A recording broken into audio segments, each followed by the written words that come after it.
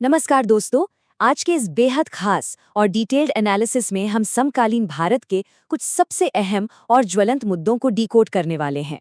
Exam की तैयारी के नजरिए से ये सेशन एकदम परफेक्ट होने वाला है। तो बिना वक्त बर्बाद किए सीधा मुद्दे पर आते हैं और समझते हैं कि देश दुनिया की ये घटनाएं हमारे बड़े गवर्नेंस और स्ट्रेटेजिक ट्रेंड्स को कैसे आकार दे रही हैं। तो चलिए सबसे पहले आज का एजेंडा देख लेते हैं। न्यूज़ को आसानी से समझने और याद रखने के लिए हमने आज की चर्चा को 4 साफ सुथरे हिस्सों में बांटा है। पहला, राजव्यवस्था और न्यायिक रुझान। दूसरा, पर्यावरण और विज्ञान विकास। तीसरा, अर्थव्यवस्था और श्रम सुधार। और आखिर में इंटरनेशनल रिलेशंस और व्यापार। चलिए अपने पहले सेक्शन की तरफ बढ़ते हैं, राजव्यवस्था और न्यायिक रुझान, जहां हम चुनावों और अदालतों से जुड़ी कुछ बेहद अहम बातें डिस्कस करेंगे। शुरुआत करते हैं असम की राजनीति से। हाल ही में हिमंत बिस्वा शर्मा ने लगातार तीसरी बार एनडीए सरकार के मुख्यमंत्री के तौर पर शपथ ली है। लेकिन हमारा फोकस इस इवेंट पर नहीं, बल्कि इसके पीछे के संवैधानिक मैकेनिज्म पर होना चाहिए, यानी संविधान का अनुच्छेद 164। इसी आर्टिकल के तहत राज्यपाल मुख्यमंत्री की नियुक्ति करते हैं। और यहाँ एक बेहद दिलचस्प डेमोक्रेटिक स्थिति बन रही है। विपक्ष के पास नंबर इतने कम है कि शायद असम विधानसभा में कोई आधिकारिक नेता प्रतिपक्ष यानी लीडर ऑफ ऑपोजिशन बन ही न पाए। ये हमारे राजव्यवस्था के अध्ययन के लिए एक बहुत ही महत्वपूर्ण वैधानिक बिंदु है। अब चलते हैं पश्चिम बंगाल के हालिया चुनावी रुझानों की तरफ। देखिए, एक न्यूट्रल एनालिस्ट के तौर पर अगर हम रिपोर्ट्स और डेटा को देखें तो इन चुनाव परिणामों में एक साफ धार्मिक ध्रुवीकरण यानी रिलीजियस पोलराइजेशन का ट्रेंड नजर आता है। डेटा दिखाता है कि हिंदू वोटर्स का एक बड़ा हिस्सा भारतीय जनता पार्टी के पक्ष में लाबंद हुआ है, जबकि मुस्लिम वोटर्स मुख्य रूप से विपक्षी दलों की तरफ एकजुट होते दिखे हैं।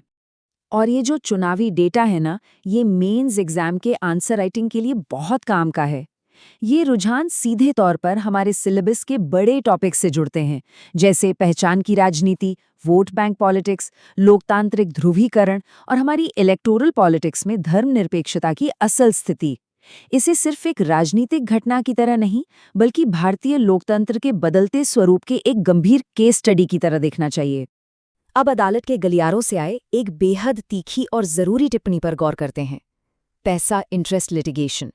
जी हाँ, सुप्रीम कोर्ट ने जनहित याचिकाओं यानी पीआईएल्स को लेकर ये कड़ी आलोचना की है। जजों ने साफ चेतावनी दी है कि अगर अदालतें हर धार्मिक प्रथा में दखल देने लगी तो याचिकाओं की तो जैसे बाढ़ ही आ जाएगी। कोर्ट की चिंता ये है कि आजकल कई जनहित याचिकाएं असल में पब्लिसिटी इंटरेस्ट, पॉलिटिकल इंटरेस्ट या फिर पैसा इंटरेस्ट लिटिगेशन बनकर रह गई हैं। इस पूरी डिबेट का सीधा कनेक्शन हमारे गवर्नेंस के कोर कॉन्सेप्ट से है। जनहित याचिकाओं की लिमिट्स को लेकर जो बहस छिड़ी है वो सीधे सीधे न्यायिक सक्रियता बनाम न्यायिक संयम यानी judicial activism versus judicial restaurant के मुद्दे को छूती है। और सबसे अहम, शक्तियों के पृथक्करण या सेपरेशन ऑफ पावर्स का सिद्धांत। हमें ये समझना ही होगा कि संविधान के तहत न्यायपालिका की हस्तक्षेप करने की सीमाएं क्या हैं। तो कोर्ट रूम्स की चर्चा के बाद आइए रुक करते हैं अपने दूसरे सेक्शन का। यहाँ हम पर्यावरण और विज्ञान के विकास यानी पारिस्थितिकी बनाम रणनीतिक विकास के मुद्दों को समझेंगे। इस सेगमेंट की सबसे बड़ी और विवादित खबर है ग्रेट निकोबार आइलैंड प्रोजेक्ट। अब इस मुद्दे के दो बिल्कुल अलग अलग पहलू हैं। एक तरफ इसका स्ट्रेटेजिक एंगल है। ये प्रोजेक्ट इंडो पैसिफिक क्षेत्र में भारत की सैन्य उपस्थिति और ताकत को काफ़ी ज़्यादा मजबूत करेगा, जो कि आज के जियोपॉलिटिकल सिनेरियो में ज़रूरी है। लेकिन दूसरी तरफ पर्यावरण और गवर्नेंस से जुड़ी बहुत ही गंभीर चिंताएं हैं। आरोप ये लग रहे हैं कि प्रोजेक्ट को मंजूरी देने के लिए ग्राम सभा का जो 50% कोरम ज़रूरी होता है वो पूरा ही नहीं किया गया। ये सीधा वन अधिकार अधिनियम और एनवायरमेंटल गवर्नेंस पे एक बड़ा सवालिया निशान लगाता है। चलिए अब प्रीलिम्स के नजरिए से एक सवाल देखते हैं। हाल ही में विज्ञान और तकनीक के क्षेत्र में ग्रीन मेथेनॉल काफी चर्चा में रहा है। तो जरा सोचिए, ग्रीन मेथेनॉल का उपयोग आखिर किस उद्देश्य के लिए किया जाता है? और इसका सही जवाब है समुद्री शिपिंग के लिए एक स्वच्छ वैकल्पिक ईंधन। ये वाकई एक कमाल की खबर है। आपको जानकर खुशी होगी कि भारत का पहला ग्रीन मेथेनॉल प्लांट गुजरात के कच्छ में लगाया जा रहा है। और सबसे मजेदार बात पता है क्या है? इस प्लांट में आक्रामक खरपतवारों यानी इन्वेजिव वीड्स को समुद्री ईंधन में बदला जाएगा। मतलब कचरे से ऊर्जा। ये वेस्ट टू एनर्जी तकनीक का एक ब्रिलियंट उदाहरण है और क्लीन एनर्जी की तरफ हमारा एक बहुत बड़ा कदम है।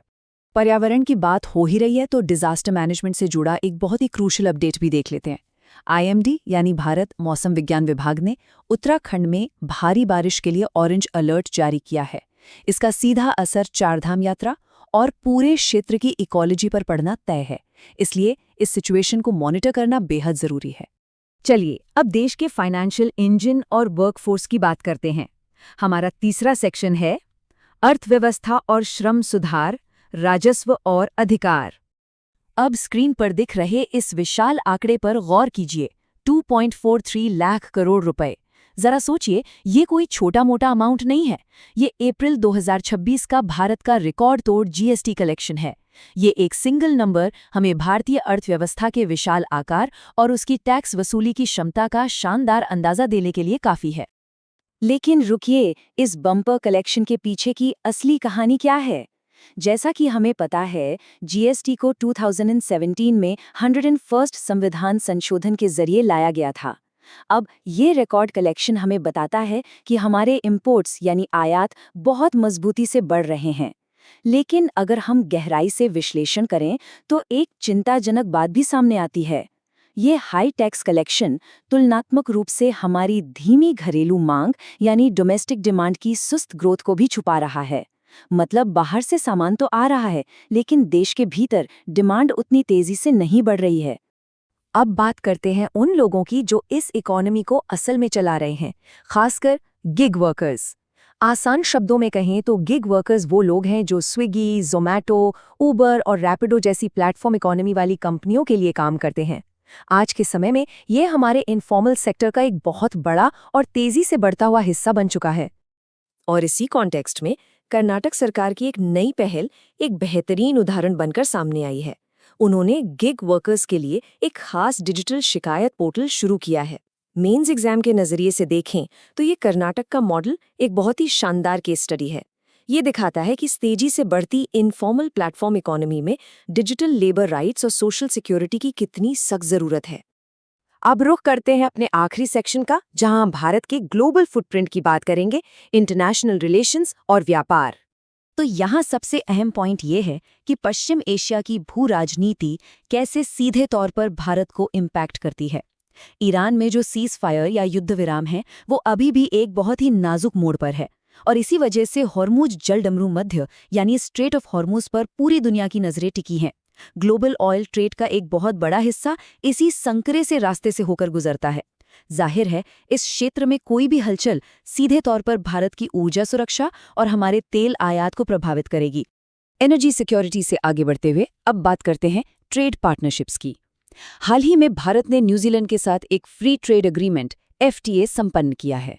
हम सब जानते हैं कि FTA का बेसिक मतलब दोनों देशों के बीच टैरिफ को कम करना या खत्म करना होता है, लेकिन इस समझौते के फोकस एरियाज बहुत खास हैं।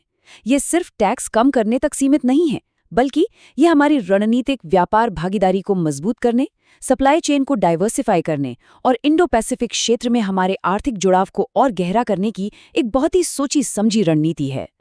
तो दोस्तों, आज हमने राजव्यवस्था, पर्यावरण, अर्थव्यवस्था और ग्लोबल कूटनीति के कई अहम पहलुओं को डिकोड किया। इन सभी कड़ियों को जोड़ते हुए आइए एक बहुत ही महत्वपूर्ण सवाल के साथ इस सेशन को खत्म करते हैं।